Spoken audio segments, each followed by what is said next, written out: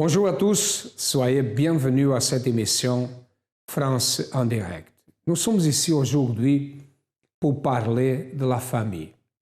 Il y a beaucoup de familles qui sont en désordre, il y a des conflits partout, il y a des problèmes de santé, des problèmes de unions dans la famille. Et normalement, quand ça se passe, on pose la question, pourquoi? Qu'est-ce qui se passe dans ma maison? Pourquoi ces choses se passent? Pourquoi cette agressivité? Pourquoi la malédiction, cette malédiction est dans ma vie, dans ma famille? Bon, c'est vrai, c'est une malédiction. Pourquoi? Parce que normalement, quand ces choses se passent, ce sont des problèmes d'origine spirituelle. Et si le problème c'est d'origine spirituelle, il y a une seule solution, la thérapie spirituelle. Beaucoup de familles détruites. Vous savez que le plus grand problème qui existe au monde actuellement, c'est le problème des familles.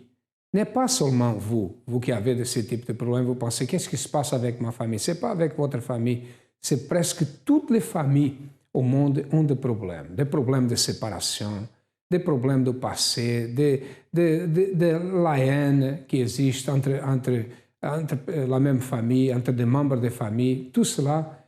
Pourquoi ça? C'est nécessaire d'éliminer le mal, le problème qui existe. Et ça, c'est un problème spirituel normalement. Au centre d'accueil, beaucoup de familles ont été sauvées. Écoutez cette histoire.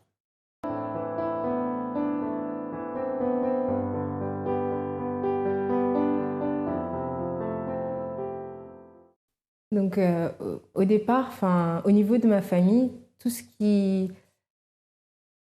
que je remarquais à l'époque, c'est que vraiment ma famille était pas du tout une famille unie.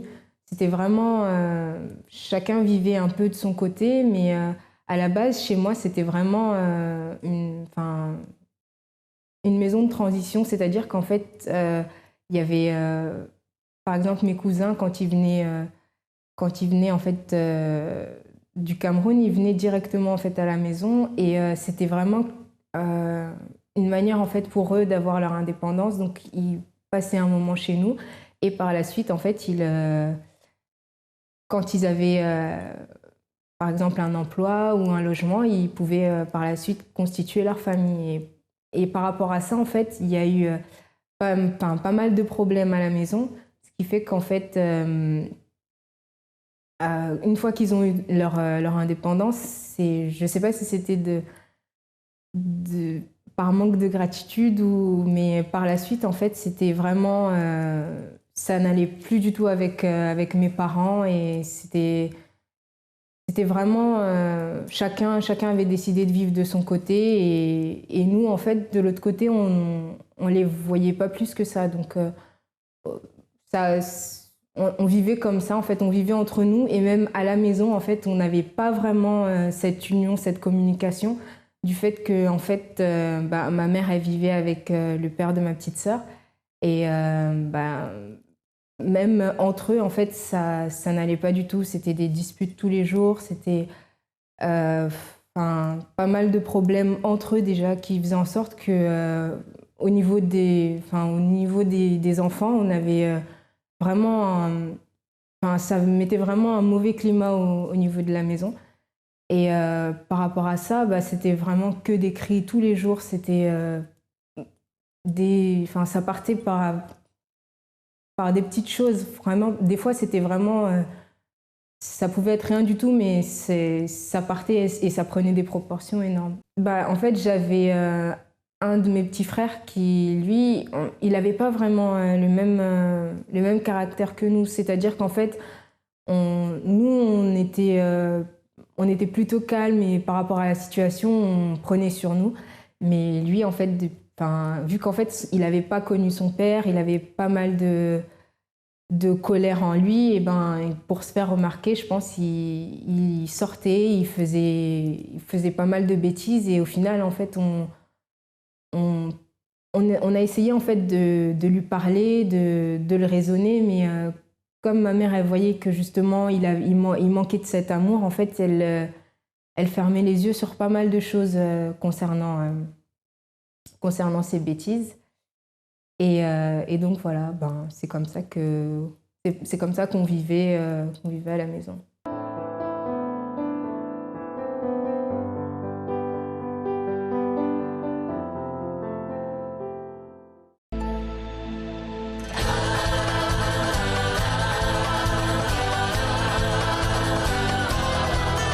La fête de Pourim a pour but de commémorer la libération du peuple de Dieu du jour où son destin a été changé.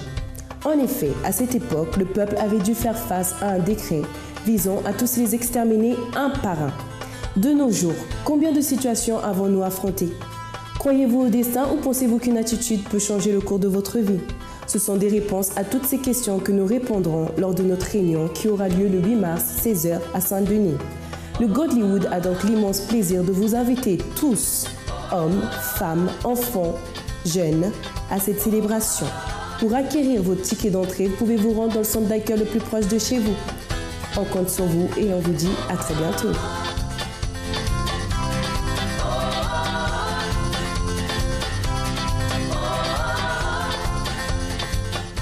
À travers la campagne d'Israël, en fait, ça va faire 26 ans que j'ai pas eu les nouvelles de ma famille du côté de mon père.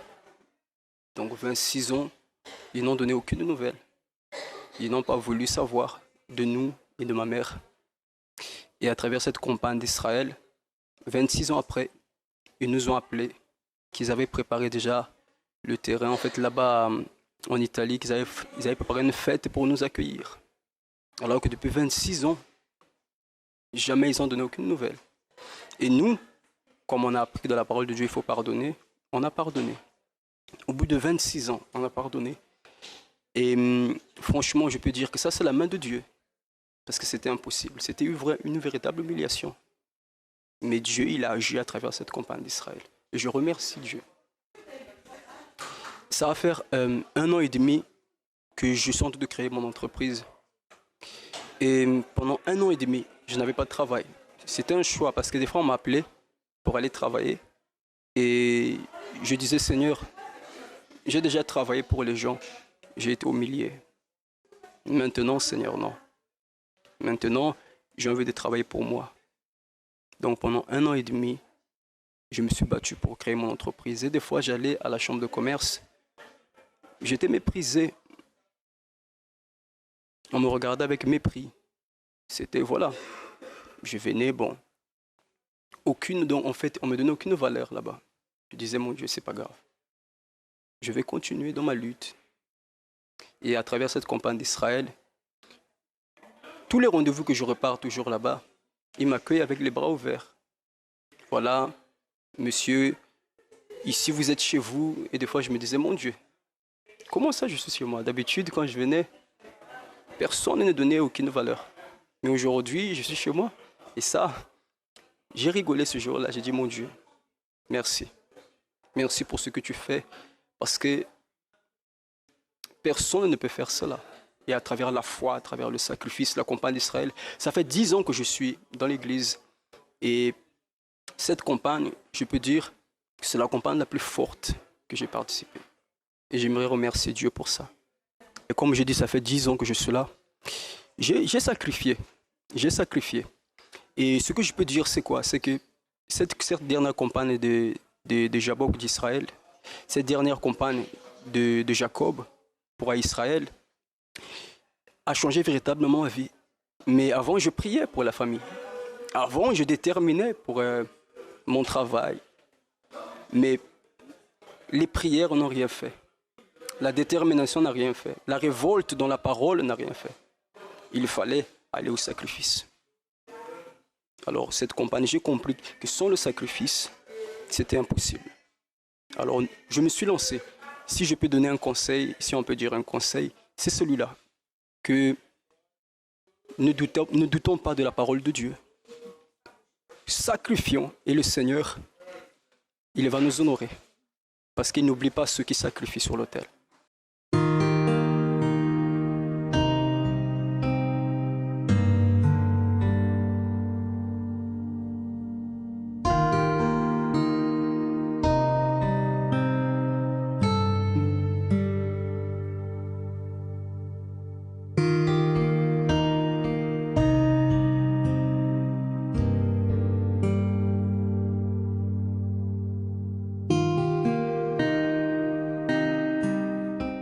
Mado et sa famille, c'est l'exemple de ce que nous avons parlé. Était en cause, était comme un enfer dans cette famille. Et vous savez que ça vient, normalement, ça vient des choses du passé. Nous savons qu'un de ses frères n'avait pas connu le père.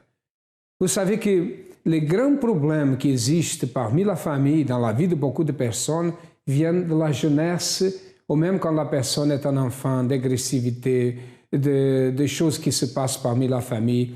Les enfants qui ont vu son père agresser sa mère, les enfants qui ont vu le vice, l'alcoolisme et d'autres, ça fait que la personne ait un caractère agressif et qu'en même temps, elles sont une personne qui ne connaît pas qu'est-ce qui se passera dans son futur. Ou soit, elle n'a pas le courage d'avancer, elle n'a pas une joie de vivre.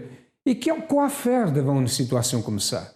Qu'est-ce que nous pouvons faire quand une personne est dans une situation comme ça? Quelle est la science qui peut aider une personne comme ça? N'est pas aller au médecin, n'est pas aller dans un avocat qui va résoudre la situation. C'est nécessaire, comme nous avons parlé, la thérapie spirituelle. Et nous avons au centre d'accueil, tous les dimanches, nous faisons une prière pour la famille. Nous gardons quelques minutes pour la famille, pour que la famille soit bénie, pour que la famille soit délivrée, pour qu'il y ait l'harmonie et l'union dans la famille. Au centre d'accueil, beaucoup de familles ont trouvé la solution. Voyez ce qui s'est passé.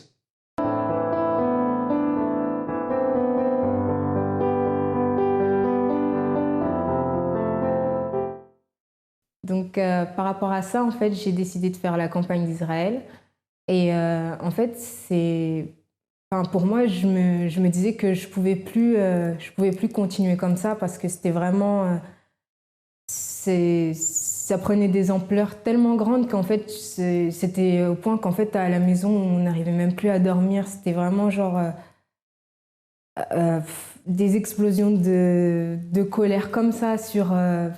ça se voyait qu'en fait, au niveau de ma mère, il y avait un trop plein de choses en fait. Donc, il suffisait d'une petite chose pour que voilà, que toute la maison soit dans un climat de tension, que ce soit au niveau de mes frères ou même au niveau du père de ma petite sœur qui, lui, des fois, ne comprenait pas tout ce qui se passait. Mais donc, en gros, c'était ça. Puis donc, en fait, par rapport à la campagne d'Israël, je me suis dit que c'était la seule chance, en fait, que j'avais de voir ma famille changer, en gros. Enfin, je jeûnais, je priais et chaque fois que je priais, je demandais à Dieu qu'il vienne à changer ça parce qu'on ne pouvait pas continuer à vivre comme ça. Venez visiter notre page Facebook CA Universel. Vous y retrouverez des articles de motivation, les dates de nos événements, tous les liens utiles pour votre développement personnel.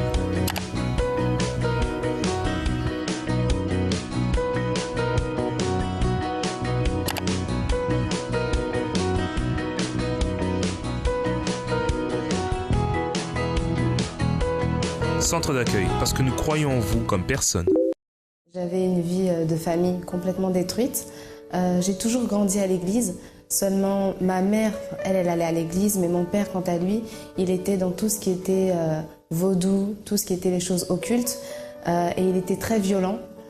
Il battait beaucoup ma mère pour un oui, pour un non, et nous aussi avec. Si on faisait la moindre bêtise, on cassait une assiette, on se faisait battre. Donc j'ai grandi comme ça. Ma mère, donc du coup, suite à tous ces coups, elle est devenue handicapée. Elle était paralysée, elle ne pouvait plus marcher, plus bouger. Elle a dû arrêter de travailler. Et au début, il y avait une infirmière qui venait lui donner des soins. Puis les médecins ont vu que son état ne s'arrangeait pas. Donc ils nous ont tout simplement fait comprendre que de toute manière, elle était condamnée. Donc j'ai dû commencer à lui donner moi-même les soins. Et c'est là que j'ai commencé à avoir des pensées un peu de suicide. C'était pas vraiment des pensées de suicide. Je me disais que si ma mère mourait, eh bien moi aussi j'allais mourir. Donc j'ai commencé à me dire que je ne dépasserais pas 16 ans, qu'il était sûr qu'avant 16 ans je mourrais, soit parce que moi-même je me tuerais, soit parce que mon père finirait par nous tuer. J'ai commencé à écrire des testaments où je léguais toutes mes affaires à mes petits frères. J'étais très seule, j'avais des camarades à l'école, mais comme je ne pouvais parler à personne de mes problèmes, du coup je gardais tout pour moi. Et je commençais à avoir aussi de l'amertume parce que j'étais obligée d'être un peu parfaite. Il fallait que je m'occupe de mes petits frères, il fallait que je m'occupe de ma mère, que je sois un exemple pour que mon père n'ait pas... Parce qu'il avait beaucoup honte de nous, c'est ce qu'il disait, donc je voulais lui montrer qu'il n'avait pas à avoir honte. Donc malgré que j'étais à l'église, malgré que j'étais au groupe jeune, j'avais toujours cette colère.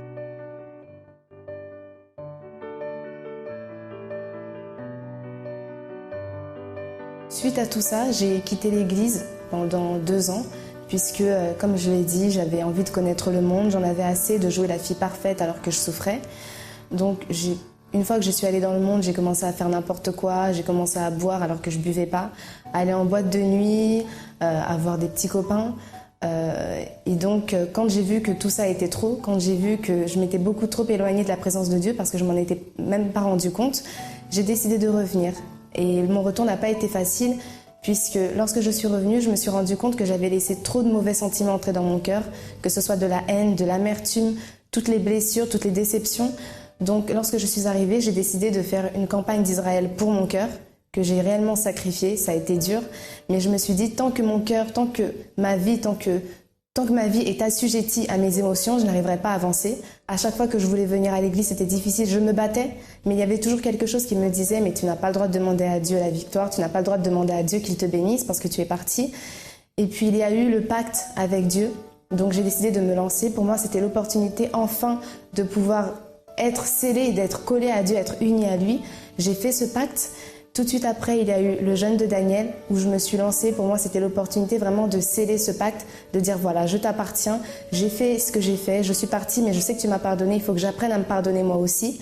Et grâce à Dieu, aujourd'hui, ma vie, elle a complètement changé. Je n'ai plus aucune rancune, plus aucun mauvais sentiment, tout va bien. Mon père, qui était dans tout ce qui était vaudou, occultisme, aujourd'hui, il a donné sa vie à Dieu et il va se faire baptiser dans les eaux. Ma mère, qui était paralysée, handicapée, qui était condamnée, aujourd'hui elle va bien, elle est guérie, elle est heureuse, elle a la paix véritablement. Mes petits frères, ma sœur, qui étaient tous dépressifs, qui étaient tous en échec scolaire, aujourd'hui ils sont tous dans la présence de Dieu. Donc aujourd'hui nous sommes une famille vraiment bénie et unie. Et même professionnellement, ça va. Aujourd'hui, je suis en train de créer ma société. Donc moi qui ne pensais pas arriver où que ce soit, je ne pensais même pas dépasser 16 ans, comme je l'ai dit. Vraiment, Dieu a béni tous les domaines de ma vie.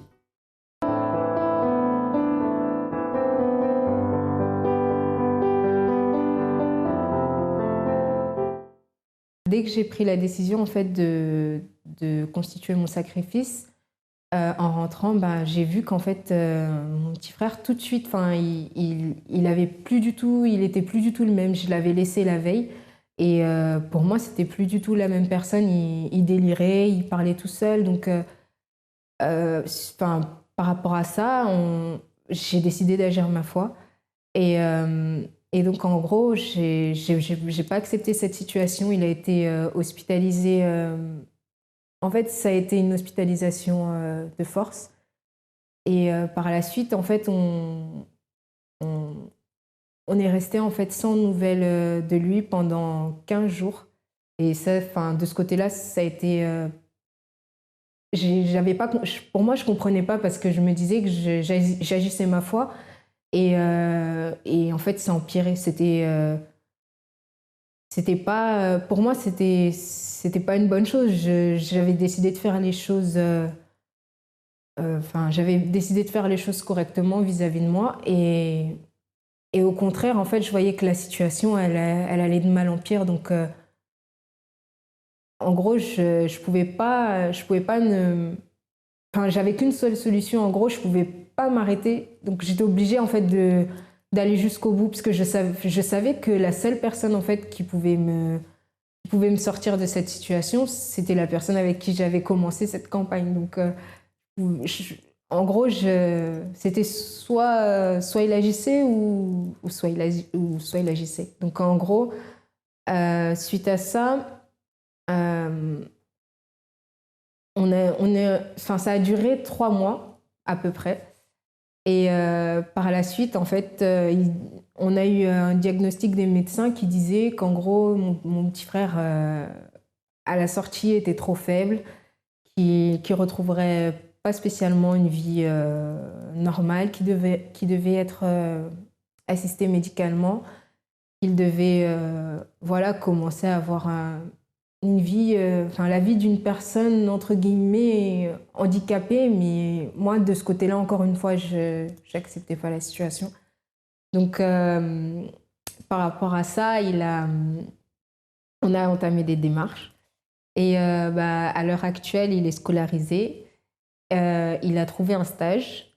Parce qu'en fait, le médecin nous disait en gros qu'il n'arriverait pas à suivre le rythme d'une scolarité normale, qu'il serait trop fatigué, par rapport à ça, il suit correctement sa scolarité. Au niveau de ma famille, en fait, ma mère s'est séparée du père de ma petite sœur. Et entre-temps, en fait, j'ai mon père qui, en fait, depuis...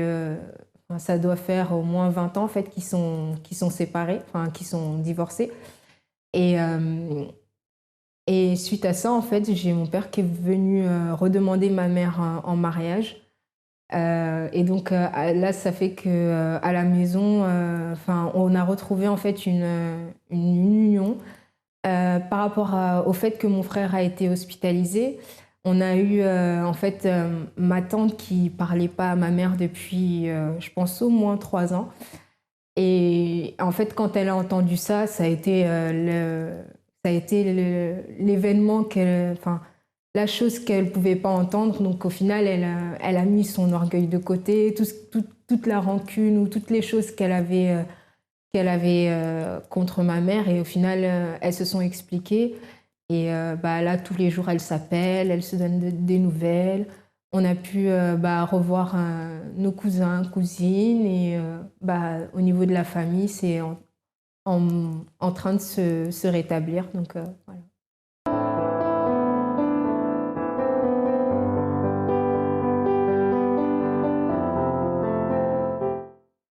À travers la foi intelligente et en participant de la campagne d'Israël, sa vie a changé complètement. Son frère, qui était condamné à avoir un problème psychiatrique, il a changé et guéri complètement à travers une attitude de foi.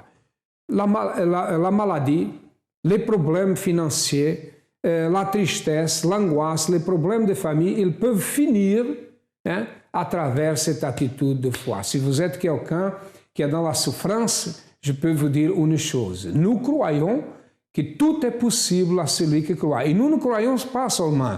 Nous voyons, nous sommes en train de voir des millions de personnes au monde qui sa vie a changé. Et c'est le moment pour que vous preniez une décision. C'est le moment d'agir.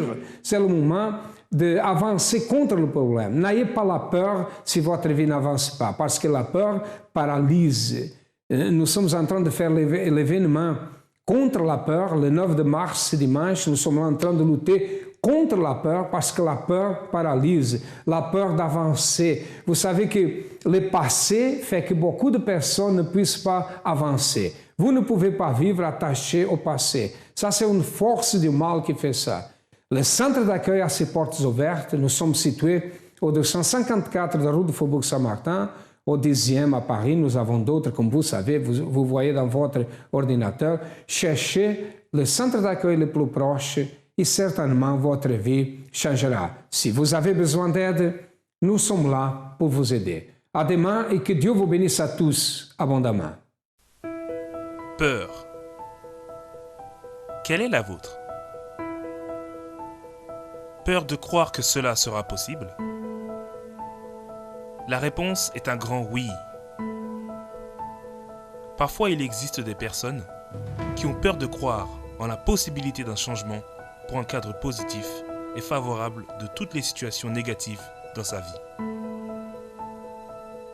Anxiété, angoisse, tremblement, sueur, palpitations, nausées, essoufflement.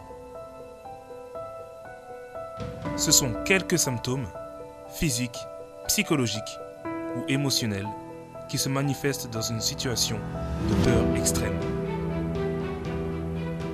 Le 9 mars est le jour où vous allez dépasser toutes vos peurs. Dimanche, 6h, 8h, 10h, midi. 254, rue du Faubourg Saint-Martin, 75 010, Paris. Pour plus d'informations, Nignami 24h ou centre-d'accueil.net. Centre d'accueil. Nous croyons en vous comme personne.